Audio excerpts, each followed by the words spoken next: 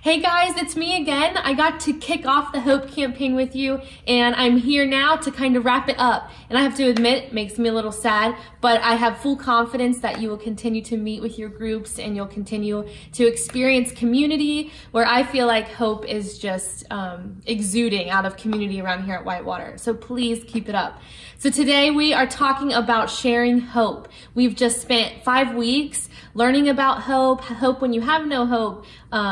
Sharing hope is our goal now. So we want you as a group to talk about, maybe for a little bit, who is someone who has shared hope with you and who do you want to share hope with? So spend some time doing that now, and hopefully you'll have great discussion, positive stories, and times in your life when people have shared hope with you. And I can't wait to hear who you are going to share your hope with. So I'll see you here in a little bit.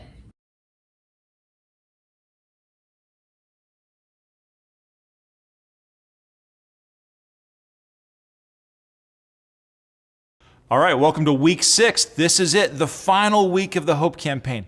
I'm so glad that you're here. I'm so glad that you've been a part of this. I can't wait to see what God does in you and in your group and in our church in the weeks and months and years to come. Because I really think that at least for a lot of the people I've talked to, this does seem to be kind of a defining thing where we've said, man, I'm going to become a person of hope. I'm really wanting this to sink deep into our bones, right? I want us to be a church that's full of hope. I was dropping my kids off this past week. I dropped my kids off at school, Taylor Middle School, and I'm there, and I drop the kids, and I'm starting to leave and come to work. And the car in front of me has this amazing bumper sticker, all right? And the bumper sticker says, "Just another drugless hope fiend." Just another drugless hope fiend. And I thought, wait, what? And I looked at it, and I realized that it's a play on words. Instead of saying just another hopeless drug fiend, it's saying I'm a drugless hope fiend. I maybe used to have drugs, but now I don't. I don't know anything about the person who's there, whose car it was. If it's your car, then I apologize for talking about your bumper sticker. But it was amazing, right? I loved that concept of a hope fiend. Not a dope fiend, but a hope fiend. Like, man, what if we as a church, what if we as a people, what if we as a community were really seen by those around us as being hope fiends, right? Being peddlers of hope, being dealers of hope. What if all the people around us were like, man, every time I'm around that person, I just feel hope. You've probably had people like this in your life, right? I know I have. Who are some of the people that when you've been around them, it's just easy to feel hope? And then part of what we're going to talk about today is, what does it look like to become that kind of person for someone else? One of the key passages of Scripture that I've really tried in the last few years to let sink deep into my heart is Matthew 7, right? In Matthew 7, Jesus is talking, and he uses an analogy. He talks about trees, right? He's not actually talking about trees, but he uses an analogy. He's talking about trees. He says, look, by your fruit, you'll recognize them. He's talking about people that are pretending to be followers of his or pretending to be prophets or preachers or whatever, but they're a hot mess. Well, I mean, I'm a hot mess, but their life doesn't match up. Their actions don't match up with the words. He says, by your fruit, you'll recognize them. Do people pick grapes from thorn bushes or figs from thistles? Likewise, every good tree bears good fruit, but a bad tree bears bad fruit. A good tree can't bear bad fruit. A bad tree can't bear good fruit. Every tree that does not bear good fruit is cut down, thrown in the fire. Thus, by their fruit, you will recognize them. This is what he says. He says, look, maybe we could sum it up in this way. You say, what comes out of you is what you are. Out of the overflow of the heart, the mouth speaks, he says somewhere else. What comes out of you is what you are. Now, we in the West, we're very, psychological, and we're like, oh, well, part of me wants this, and part of me wants this, and part of me wants to do this thing, but part of me wants to do this thing over here. And there's times even in the Bible where you see that. But Jesus says here, he's like, no, we're not going to do that. I'm not playing that game. Part of you wants this, part of you wants that. He says, what comes out of you is what you are. Fundamentally, what comes out of you is what you are. If you actually have hope inside of you,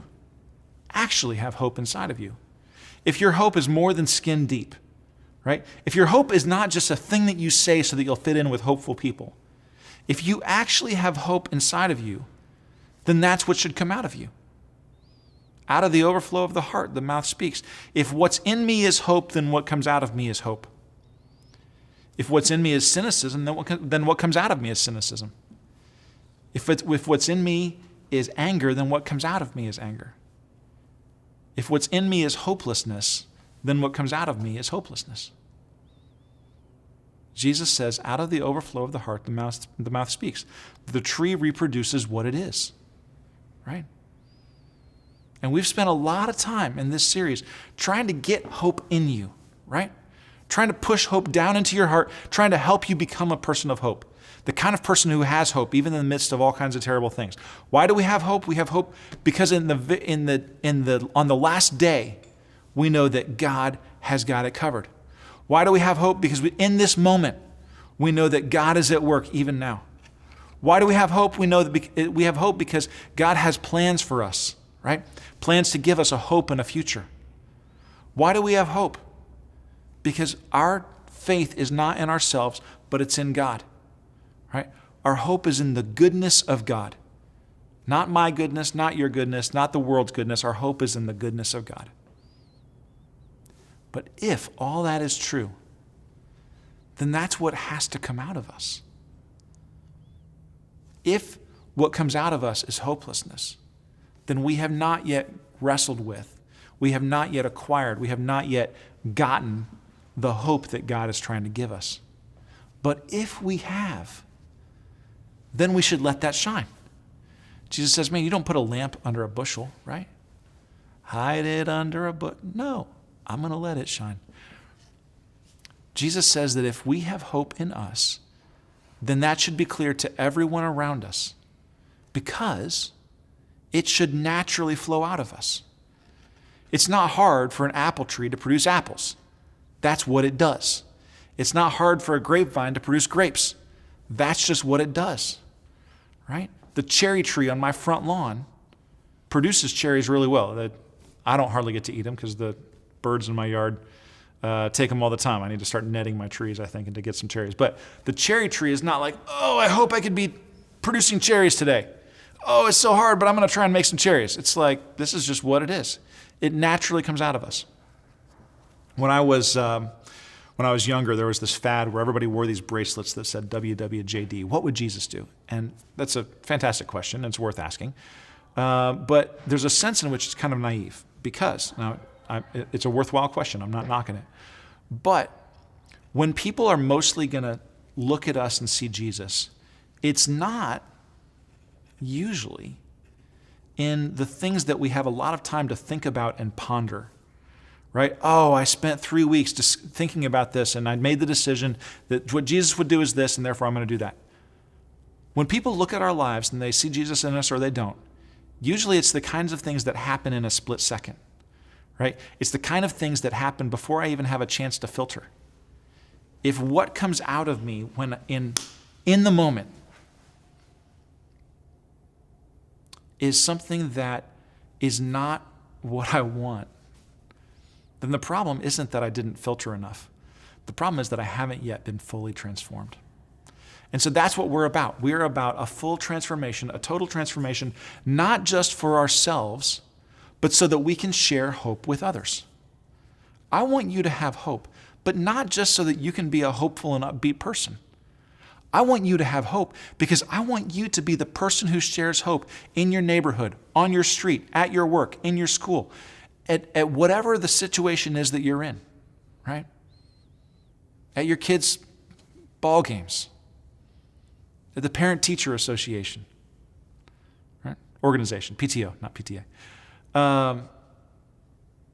In your family, in your messed up, dysfunctional family, that you could be the person who says, no, all that stuff's behind, it stops here, right? All that stuff has come up to this point, it stops here. We're doing things differently as we move forward. You could be that person. You should be that person. This is not outside of the realm of what is possible for you. And so my hope, in a very real sense, I'm not using hope, meaningless. I'm not talking about wish here. My hope is that through this process, you have begun being transformed into the kind of person who has hope no matter where you are, and that you can share that hope with those around you. That people can come up to you on a bad day. I don't hope that you have bad days. I don't hope for bad things to happen to you. But I know that they will. And what I do hope is that when those things happen to you, the people will go, how are you not a puddle on the floor right now? Like, how do you keep going? How do you get out of bed? What is it that allows you to keep moving forward, even in the midst of all this hardship? And I want you to be the kind of person who can say, even in this, I have hope. Even in this, I have hope. All right? So we're going to talk just briefly about what it looks like to become a peddler of hope, a dealer of hope, the kind of person who can share hope with others. We've got one more session after this, one more half session, right? We'll talk one more time today, and then that'll be it for the Hope Campaign. Now we've got some other things that we've talked about for the future, but we're almost done with this particular thing, and I just got to tell you, it's been a great ride. But we're not done yet, so have this discussion. Come on back for our final talk.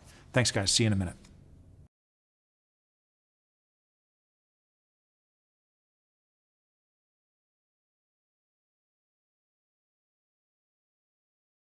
All right, this is it. This is the home stretch, right? Bottom of the ninth. This is week 6. We're almost done. If you guys have stuck through it this long, if you've put up with this much of me, I'm so grateful for it. I'm hopeful that this will not be the end of your time as a group. And so the stuff that we've talked about, I hope some of that stuff comes through for you.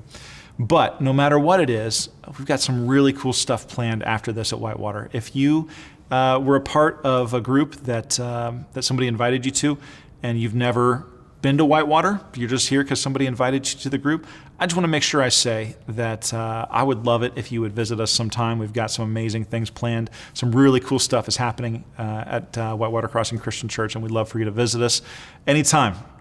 But especially the next few weeks and few months, I think are going to be a really great time to check us out for the first time. So if you do, I'd love to see you there. I'll always treasure the time that we've had together and how close we've become. Right? Okay, so let's do this. So let's talk one more time. We're going to go to the New Testament. We're going to talk about hope. But this is kind of the summary of everything that we've done so far. Okay? This is what it says. We're in Romans, the book of Romans, chapter 5. This is a letter that Paul wrote to the church in Rome, thus Romans. And it's a people that's going through tough times, right? Just like you, just like me. They've gone through tough times. But they've believed, right? They've done the stuff we've talked about. They've put their hope in God. They've believed that God can bring beautiful things out of painful things. They've believed that he has a long-term plan that he's working. They believe that he loves to give them good things. All that stuff is true. But Paul, though, gets right down to the nub, right? He just really condenses down to the quintessential essence of hope, which I think is in Romans 5. This is a passage that I read at a lot of funerals, honestly. It's a passage that I read I've read it at weddings. I've read it just for my own devotional. I've shared it with people. It's a passage that's deeply meaningful for me, and I hope it's meaningful for you. This is what he says. It's short. Therefore, Paul says, since we have been justified by faith, we have peace with God through our Lord Jesus Christ, through whom we've gained access by faith into this grace in which we now stand. He says, we have peace with God. We have peace with God. We have peace. So much of my anxiety, so much of my fear, so often those things are at war with my peace. Why?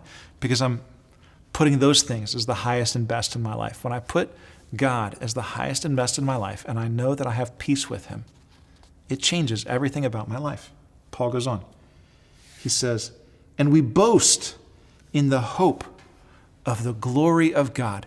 We boast in the hope of the glory of God. This is what I want for you, right? This is what I want for you. I want for you to be someone who can boast. I don't want you to be a boastful person. That's not what I'm talking about. But Paul says, man, I boast not in myself, not in how awesome I am, but I cannot stop talking about how good God is, that he is the reason for my hope. That's what I want for you, that you can't stop talking about how good God is and that he gives us hope. Paul says, we boast in the hope of the glory of God. Not only so, but we also glory in our own sufferings, because we know that suffering produces perseverance, that perseverance produces character, and that character produces hope. And hope does not put us to shame, because God's love has been poured into our hearts through the Holy Spirit who's been given to us. You see, at just the right time, while we were still powerless, when we were still powerless, Christ died for the ungodly. Very rarely will anyone die for a righteous person, though for a good person, someone might be possibly dare to die. But God demonstrates his own love for us in this. While we were still sinners, Christ died for us. We boast in that hope. We boast in the hope of the glory of God. And hope is being produced in us. How is it being produced? It is being produced. It is the natural outcome of our character. How is our character being formed? Well, honestly, a lot of times it's by suffering, right? It's the things that we have gone through that have brought us to this point. These are the things that even now we can look back on and say, you know what? I do have a history book with God. You know what? I've gone through worse. You know what? I believe that something good is going to come out of this. You know what? I'd love to tell you about it. I'd love to tell you about it.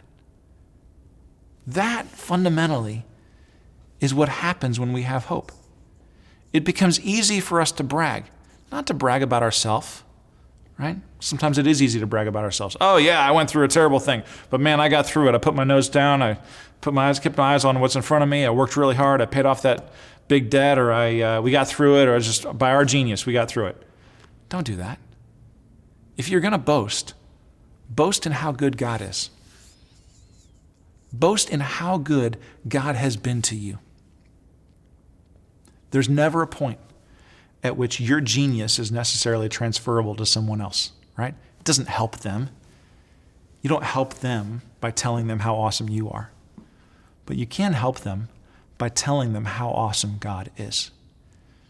If our church is going to be known for anything, I don't want it to be that we're known for this great big building on Route 128. I don't want us to be known for how good the preaching is, or man, the small group videos at that church are awesome, right? I don't want us to be known for how good the show is on Sunday morning, or how well scheduled all of our programs are and how well they're run. I want us as a church to be known because of the hope that we have in Jesus Christ.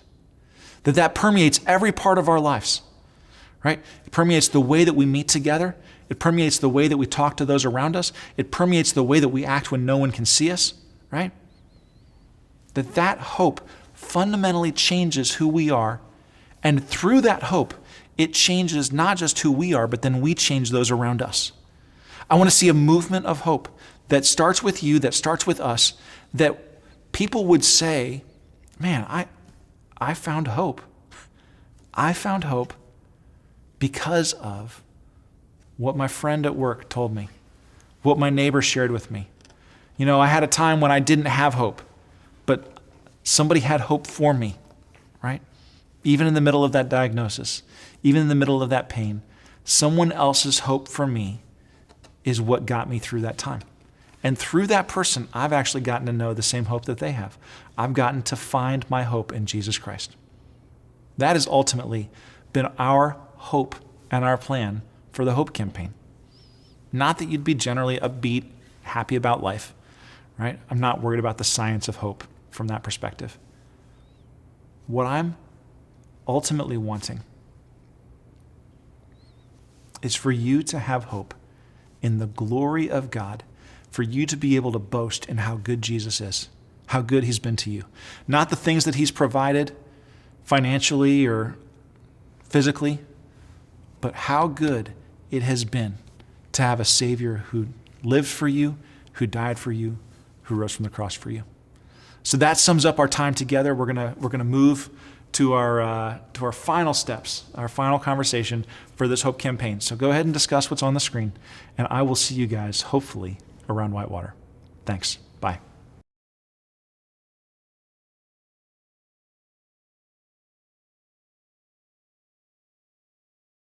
Alrighty, so hopefully you are at a good point with your group. You had some good story time to share about who you want to share hope with and how you've received hope before in the past. And now I want you to start to rethink those next steps for your group. Last week, Matt asked you to figure out what your next step would be for a group. So right now, please determine that, have a plan, and don't leave this place today without that. So what are you going to do next with your hope group, with your small group? And then finally, what was your biggest takeaway from the Hope Campaign? I cannot tell you how this campaign has been at just the most perfect time in my life. Right when I needed it, God showed up, which is typical. And the Hope Campaign, my small group, has just been this light in a dark time for me. So that's my biggest takeaway, just the reminder that God is so faithful and He shows up each and every time. So share your next step as a small group and share your biggest takeaway from the Hope Campaign. And I am cheering you on. I'm praying for you, and I can't wait to see what God has next for you.